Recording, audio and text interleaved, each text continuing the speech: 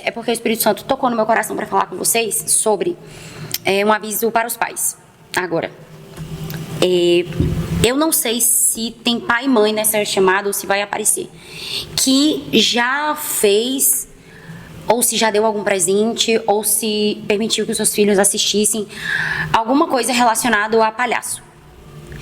E eu sei que muita gente acabou tendo acesso, né, na infância e tal. Isso aqui, gente, que eu tô falando agora, não é doutrina, tá? Uhum. É só um alerta e um aviso de uma experiência pessoal que eu tive e que o Espírito Santo me pediu para compartilhar com vocês. Uhum. Quando eu era criança, eu visitava minha tia em Itapetinga. Ela era casada e morava lá. E tinha a irmã do esposo dela, que na época ela também ia pra essa casa e ficava lá à tarde. E eu era uma criança muito espoleta, né, gente? Eu ficava o tempo todo correndo, mexendo nas coisas, não ficava quieta. E aí, essa mulher teve a excelente ideia de se vestir de palhaço, ficar num quarto e me assustar para que eu pudesse ficar quieta. Isso aconteceu quando eu tinha 5 ou 6 anos. E eu me lembro perfeitamente quando isso acontecia. Então ela fez isso comigo umas 3 a 4 vezes na casa dessa minha tia, com a autorização da minha tia, não foi nada escondido não. Uhum. Pronto, o tempo passou, eu sempre tive muito pânico, medo de palhaço e não entendia, não sabia o porquê, ficava ali tentando entender, mas me lembrando dessa experiência.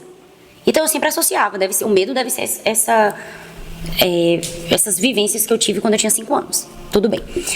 Aos 25 anos eu tive um sonho com um palhaço e ele apareceu pra mim igualzinho aquele filme It, a Coisa. Sim, eu nunca assisti, vocês já viram? Mas já vi a capa. Eu nunca assisti esse filme. Assistir, não. Nunca assisti, eu já vi trailer, palhaço, sim. já estudei sobre, porque eu tive que estudar para entender o que estava acontecendo comigo. Aí, Aninha, o que aconteceu? Aos 25 anos, eu comecei a ter muitos sonhos com o palhaço. E muitas experiências também. De ver ele em ambientes de pessoas, assim. Por exemplo, eu estava no shopping, e aí estava conversando com amigas, e ele aparecia. E eu ver claramente, assim, como eu tô vendo você. Uhum. E aí eu perguntar pra uma amiga minha, você tá vendo um palhaço aqui? Ela, não.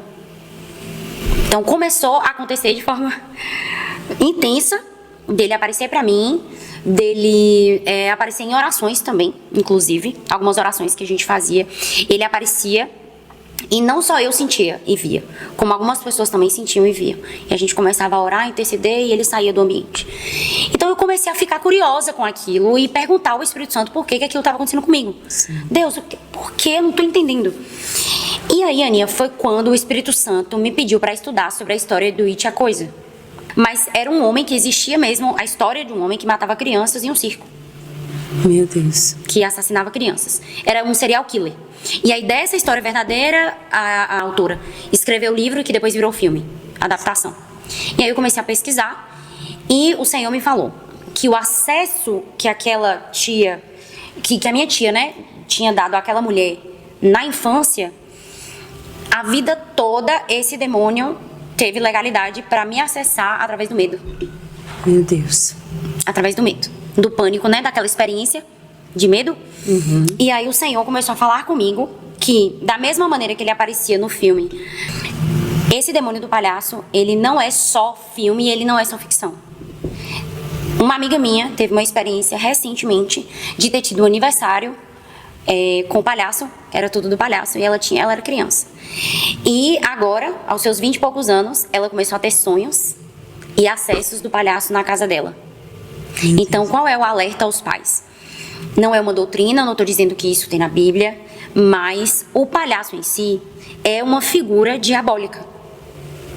É uma figura diabólica que, através do medo, através da máscara, de tudo que ele representa, vai fazer o quê? Vai aparecer na fase adulta para a pessoa e vai gerar muito pânico, medo. Então talvez alguém que estiver assistindo agora esse podcast já tenha até tido alguma experiência com esse palhaço.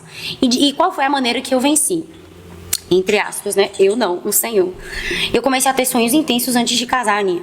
E a gente tinha sonhos brigando muito feio. Ele batia em mim, eu batia nele. Parecia aquelas lutas de UFC. Sim. E o Senhor começou a pedir que eu fizesse algumas renúncias. Orações de renúncias. Por quê? Na minha infância foi um palhaço, mas na infância de muita gente pode ter sido outra coisa.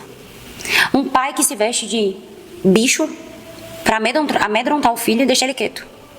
Não acontece muito isso? Inclusive, tem pessoas da minha família que comprava até aquela máscara daquele que tem aquela boca Do bem pânico? grande. Acontece muito. A máscara Ele do se pânico. vestia de uma roupa, e botava a máscara e saía no quarto para as duas filhas ficarem quietas. E eu nunca fui a favor disso, porque eu acho que o medo não discipula, não ensina. Sim, não ensina. Ele abre portais, realmente, Portais. como você tem falado. Que foi o que aconteceu comigo. Só que não só, a gente precisa se atentar não só em relação ao palhaço em si. Isso pode acontecer com qualquer coisa que gere um pânico específico na infância. Não é um medo qualquer. Vocês já ouviram falar de adenocromo? Não. Nunca ouviram esse termo? E é algo que surgiu agora nesse caso, Epstein. Esse adenocromo, muita gente achava que era teoria da conspiração. Mas vocês já viram artistas que estavam envelhecendo e aparecem na mídia bem novinhos? Sim. Com a pele novinha, né? Aí todo mundo fica, oxe, fulano fez plástica, fez... E não é, você percebe que a pessoa rejuvenesceu. Pois bem, a gente achava que era teoria da conspiração, né?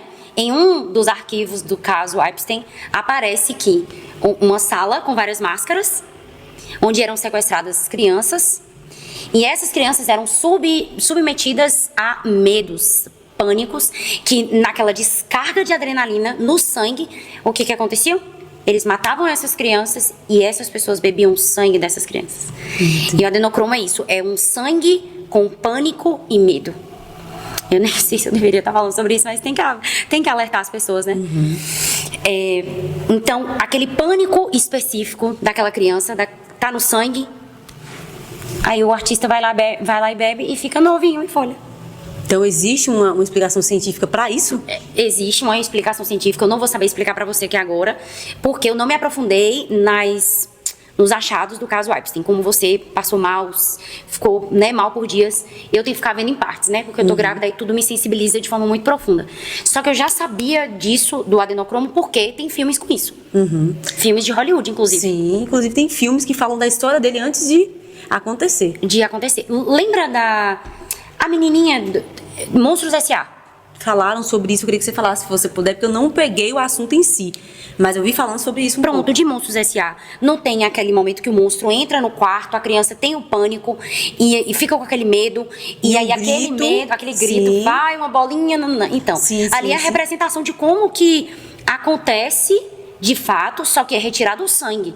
No filme, de forma bonitinha, é o grito que sai. Mas, na vida real, a criança é submetida a um ritual para que ela possa ter um medo absurdo e o sangue dela gere rejuvenescimento a pessoas. Meu Deus. E aí o que acontece?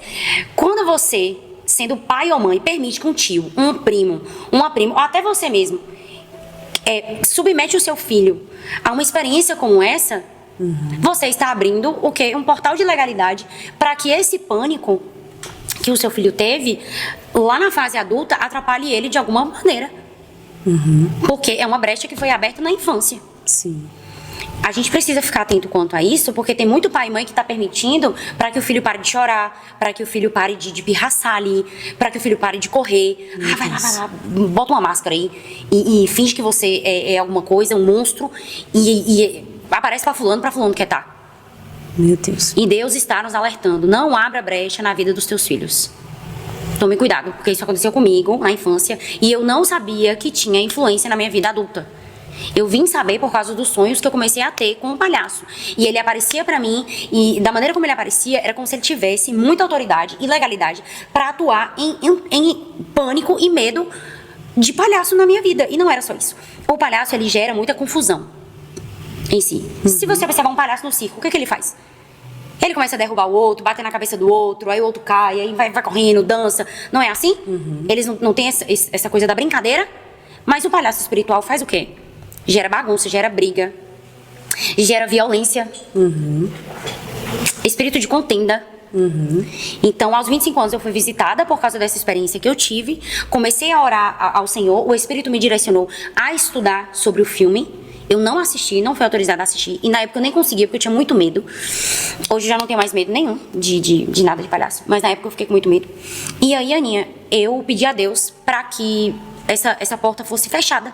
E ele não tivesse mais acesso a mim como estava tendo, né? De influenciar a minha vida daquela forma. Porque influencia. E quando eu comecei a orar, o Senhor falou: você vai vencer no jejum e na oração. Sim, e aí você entra sobre E a oração de renúncia. a oração de renúncia. Vamos Isso, falar que sobre não é isso. só sobre relações sexuais, que não é só sobre as suas vivências fora de Cristo. Também é sobre coisas que você vive e que você acha que não é nada. Viveu na infância, por exemplo, um abuso.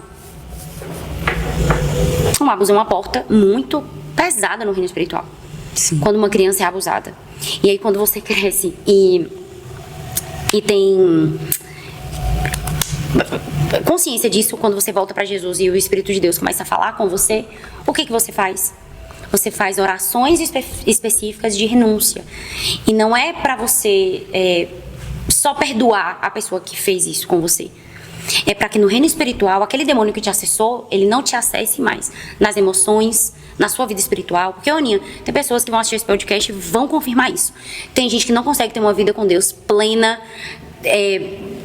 consciente da presença de Deus, tendo experiências com Deus porque foram abusadas na infância. As suas experiências na infância vai ter influência na sua vida. E principalmente na vida espiritual. Principalmente porque os demônios te amarraram lá na infância para que quando você volte para Jesus, para que quando você se volte para Cristo, você não tenha uma vida plena diante de Jesus.